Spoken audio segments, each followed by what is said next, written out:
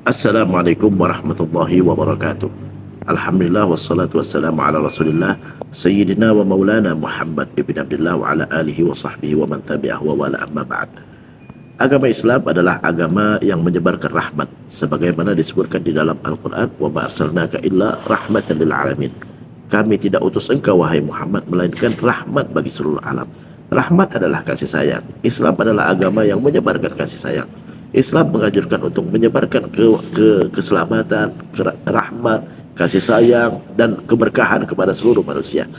Bahkan Nabi kita Muhammad sallallahu alaihi wasallam dalam hadis bersabda, "Innama bu'itsu liutammima makarimal akhlak." Aku diutus hanya untuk menyempurnakan akhlak. Artinya betapa Islam bukan agama yang menganjurkan atau bahkan memerintahkan untuk memusnahkan manusia atau untuk mengganggu orang lain. Bahkan dalam Islam, kalau kita pahamin semua syariat Islam, tujuannya adalah membaguskan akhlak, baik akhlak kepada Allah maupun akhlak kepada manusia. Kenapa kita diwajibkan solat? Supaya kita terlatih untuk tawadhu. Di saat kita solat, kita rendahkan kepala kita rata dengan tempat keluar kita. Dan di saat kita sujud, kita cium tanah, kita cium asal usul kita adalah tanah yang biasa diinjak-injak, kita ratakan kepala kita dengan dengkul dan telapak kaki kita. Itu adalah tujuannya supaya kita tawadhu, supaya ingat bahwa asal kita adalah dari tempat kotoran dan asal mula manusia adalah dari tanah yang biasa kita cium di saat kita sujud. Makanya Allah Subhanahu wa taala berfirman dalam hadis kursi, "Innama furidatis salatu liman tawadha'a li'azamati." Salat diwajibkan untuk orang yang tawadhu. Semua syariat Islam adalah tujuannya untuk membaguskan akhlak hubungan antar manusia. Kenapa kita puasa? Supaya kita berempati kepada mereka yang tidak makan dan tidak minum. Banyak orang yang berhari-hari gak menemukan makanan.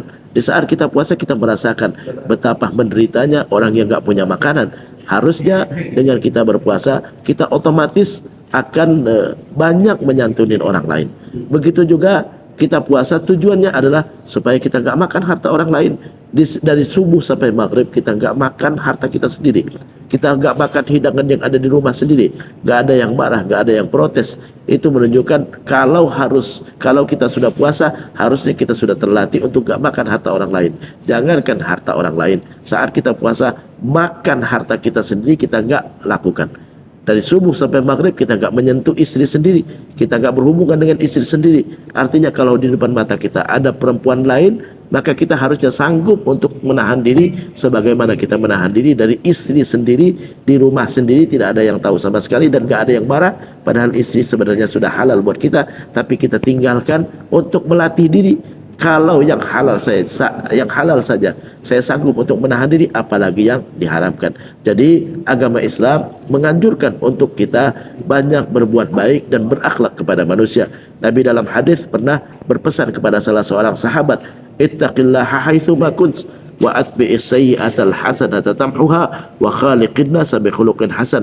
Bertakwalah kepada Allah dimanapun engkau berada dan lakukan kebaikan saat engkau melakukan kesalahan untuk menghapuskan dosanya, dan berakhlaklah kepada manusia dengan akhlak yang mulia. Di dalam Al-Quran ayat akhlak itu jauh lebih banyak daripada ayat hukum, tapi yang sangat disesalkan banyak orang berbahas tentang hukum mengabaikan akhlak, padahal akhlak jauh lebih diutamakan. Karena kalau kita menyakitin orang lain, maka kita berdosa sengaja ataupun tidak di dalam Islam.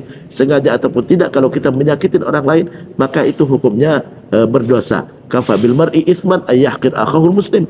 Cukup seorang muslim itu berdosa di saat dia menghina saudaranya. Ibnu Daqiqul Id pernah mengatakan, dan di antara yang menghina saudara yang merupakan hal yang diharamkan adalah kita menghina saudara kita, mengatakan bahwa dia ahli neraka. Padahal dia seorang muslim, dia seorang yang beriman, kita katakan dia ahli neraka. Itu adalah merupakan hal yang dilarang dalam Islam. Gak boleh kita menghukumin seorang itu murtad, seorang itu kafir, seorang itu ahli neraka, kecuali melalui jalur yang resmi, yaitu lewat hakim. Hakim yang akan konsultasi dengan ulama, sehingga tidak terjadi kekacauan antara umat manusia saling mengklaim bahwa dia ahli surga, yang lain semuanya ahli neraka. Ini tidak dibolehkan.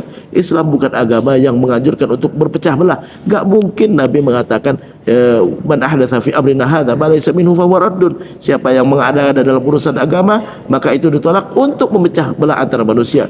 Gak mungkin Nabi mengucapkan sesuatu untuk memecah belah antara umatnya, tapi untuk menjaga dan hati-hati jangan sampai kita melakukan kesalahan. Cuman karena itu, maka di saat kita mendapatkan ayat, mendapatkan hadis, yang pertama kali terapkan pada diri kita, bukan kita menghukumin orang lain, bukan kita mengecam orang lain atau mengecap orang lain sebagai orang yang kafir, ahli neraka, ahli bid'ah. Demikian, mudah-mudahan bermanfaat. Mari kita dalamin ajaran Islam dan baguskan akhlak kita, karena itu tujuan daripada ajaran Islam. Wallahu muwaffiq ila aqwamit thoriq. Wassalamualaikum warahmatullahi wabarakatuh.